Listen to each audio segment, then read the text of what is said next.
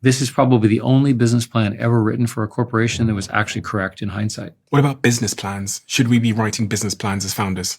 Google wrote a business plan. It was run by a fellow named Salar. And I saw it years later, and it was actually correct. And I told Salar that this is probably the only business plan ever written for a corporation that was actually correct in hindsight. So what I prefer to do, and this is how I teach it at Stanford, is try to figure out what the world looks like in 5 years, and then try to figure out what you're going to do in 1 year, and then do it, right? So if you can basically say, this is the direction, these are the things we're going to achieve within 1 year, and then run against that as hard goals, not simple goals, but hard goals, then you'll get there. And the general rule, at least in a consumer business, is if you can get an audience of 10 or 100 million people, you can make lots of money, right? So if you give me any business that has no revenue and 100 million people, I can find a way to monetize that with advertising and sponsorships and donations and so forth and so on. Focus on getting the user right, and everything else will follow. The Google phrase is focus on the user and everything else is handled.